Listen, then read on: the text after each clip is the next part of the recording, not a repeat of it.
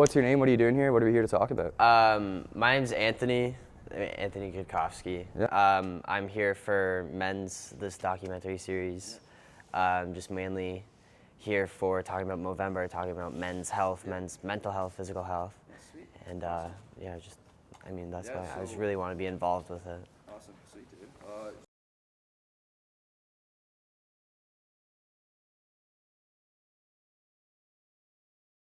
All right, my name is Brady Hanna. I play rugby, and I'm in psychology. Hi, my name is Noah. I'm on the Brock track and field team. I've been a varsity athlete for 5 years here at Brock. Name's Blair Pachariva. Sport I play is lacrosse, and then I'm graduated in business with accounting concentration at Brock. Yeah.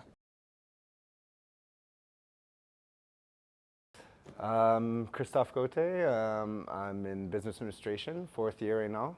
Specialize in international business, and I play on the Brock men's hockey team.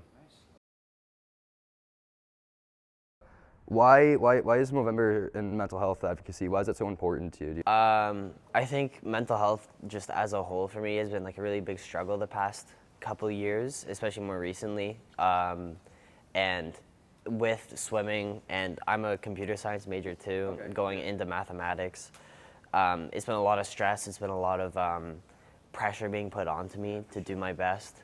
And I just, it's how I try and cope is, I listen through a lot of music, especially when I'm trying to get ready for a race. Yeah, for sure. It's kind of like, if I want to perform, I need to think I'm the best. I need to think I'm gonna perform well, I'm gonna be the best and do the best. Yeah, confidence is so key. A lot of times people think that these are just small things, but small things can pile up, man. You look at it like sand, right? Sand's real small, but when you get a lot of it, you have a whole big pile. It's tough, and if you bottle those things up, right, it's like a pressure in a bottle, it's gonna pop. Yeah.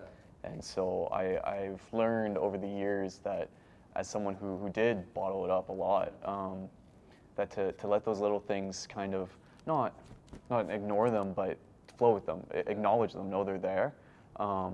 It can really help with in just improving your day-to-day health and day-to-day mental. I would say as I was younger, it wasn't really a priority at all. But as you grow older, you get more responsibility. Life's a little bit crazier.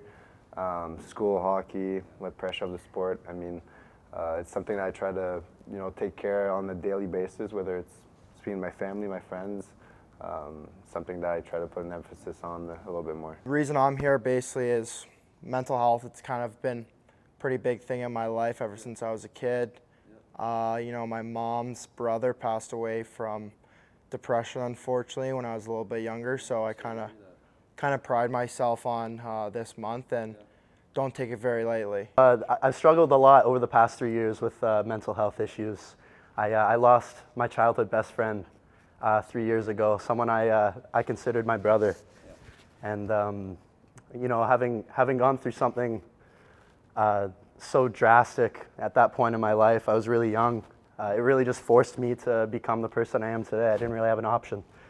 So over the past 3 years, learning more about myself and how it can help the people around me has been healthy.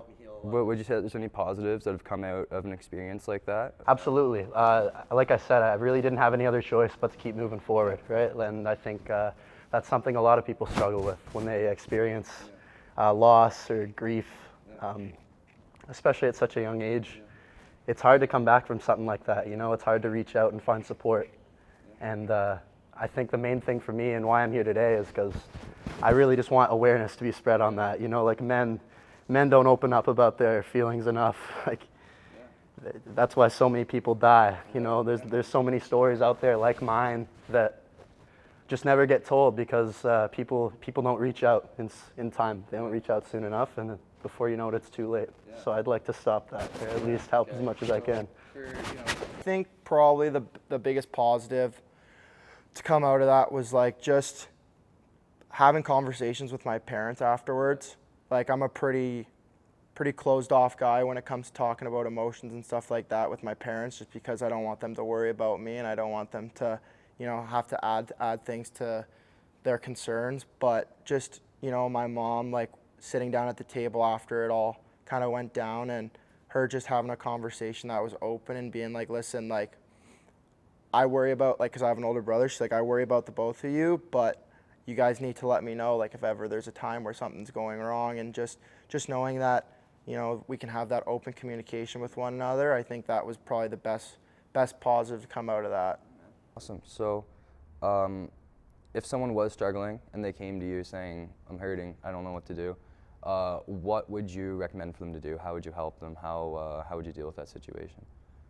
Just try and reach out as much as possible. I'd say maybe if they had some kind of like mental barrier, or they had some kind of like issues that they don't really know how to talk about, there's always gonna be people that love you and care for you, and I think that it's just really important to try and reach out as much as you can. Yeah, that's tough. It's a situation that obviously we don't want, you know, our friends' family to be in, but obviously we want them to come to us and speak.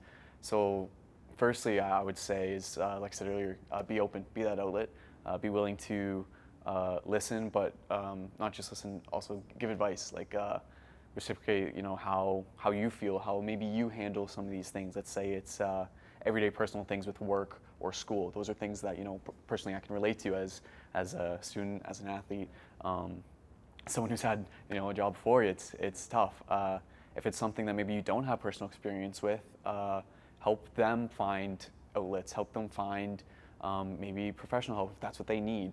Turn them to that direction, or maybe help them find outlets in community programs. There's lots of great programs as like physical activity programs where you can meet as a group, which are great socially. So even if you just need to make a friend, or you just need that something away from the home life or away from the school life, those can be great. So I would definitely turn them towards community programs, professional help if needed, and then being open. You know, I always tell people, I don't care, you know, what time it is, give me a call. It's not like a burden. Like, let them know that you're not bothering them. You're not doing this just because like I feel like I have to. Like, this is something like I want to help you. And I've noticed that like that's been effective, at least in my personal experience. I've had friends that have reached out to me and friends that I've reached out to, and I know I've called a couple of my friends in the middle of the night and been like, hey, like I gotta talk. This is like weighing on me, and we'll talk it over. We'll get it done there. And yeah, so a couple things I would do is probably those three avenues.